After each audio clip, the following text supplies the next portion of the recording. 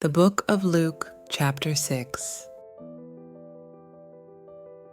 Jesus is Lord of the Sabbath. One Sabbath, Jesus was going through the grain fields, and his disciples began to pick some heads of grain, rub them in their hands, and eat the kernels. Some of the Pharisees asked, "Why are you doing what is unlawful on the Sabbath?" Jesus answered them, "Have you never read what David did when he and his companions were hungry? He entered the house of God, and taking the consecrated bread, he ate what is lawful only for priests to eat. And he also gave some to his companions. Then Jesus said to them, 'The Son of Man is Lord of the Sabbath.' On another Sabbath, he went into the synagogue and was teaching. And a man was there whose right hand was shriveled.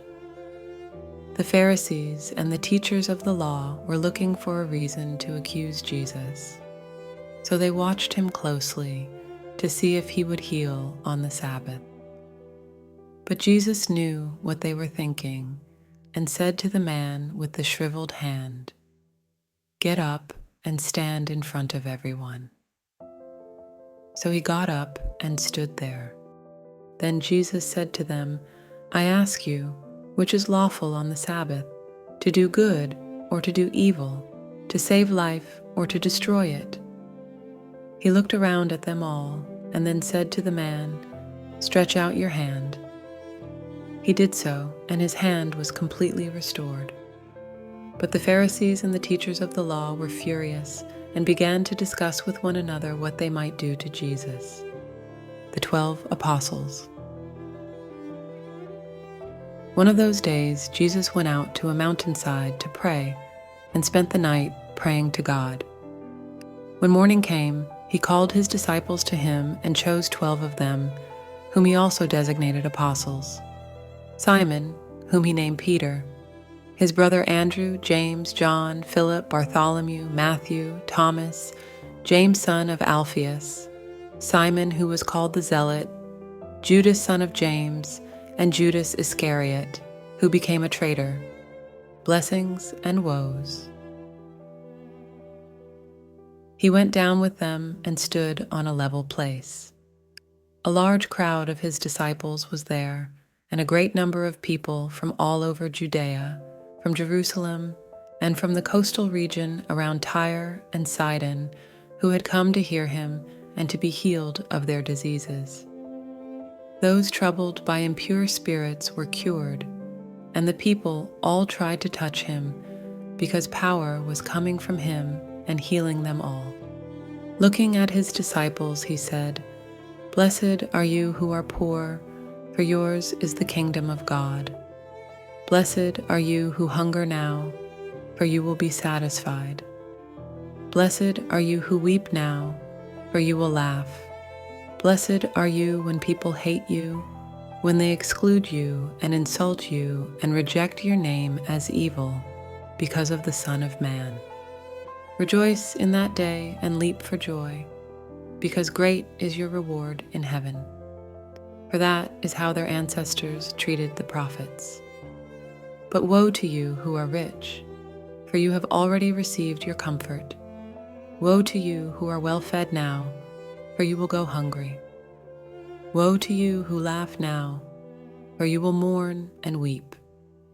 Woe to you when everyone speaks well of you, for that is how their ancestors treated the false prophets. Love for enemies.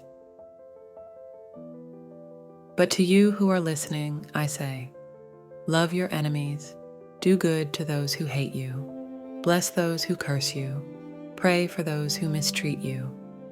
If someone slaps you on one cheek, turn to them the other also. If someone takes your coat, do not withhold your shirt from them. Give to everyone who asks you, and if anyone takes what belongs to you, do not demand it back. Do to others as you would have them do to you. If you love those who love you, what credit is that to you? Even sinners love those who love them. And if you do good to those who are good to you, What credit is that to you? Even sinners do that. And if you lend to those from whom you expect repayment, what credit is that to you? Even sinners lend to sinners, expecting to be repaid in full. But love your enemies, do good to them, and lend to them without expecting to get anything back. Then your reward will be great, and you will be children of the Most High, because He is kind to the ungrateful and wicked.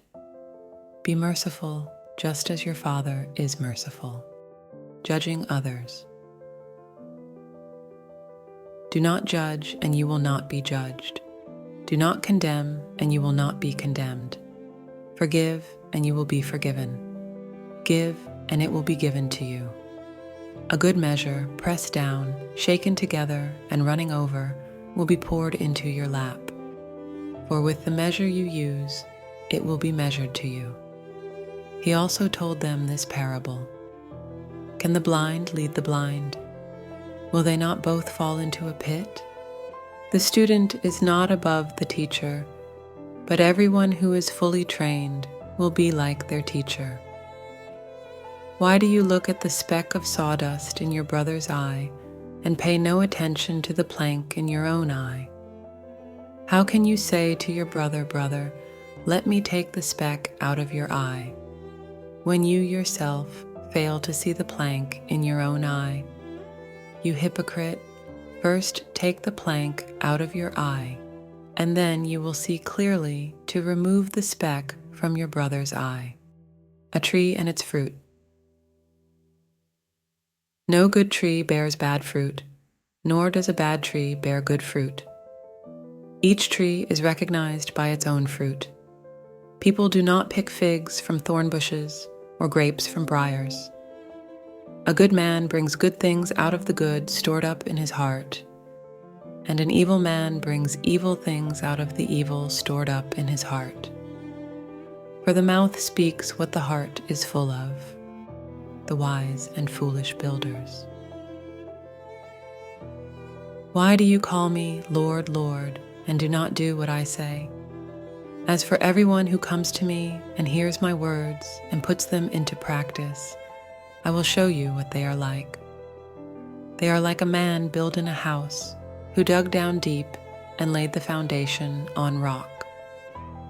When a flood came, the torrent struck that house, but could not shake it, because it was well built.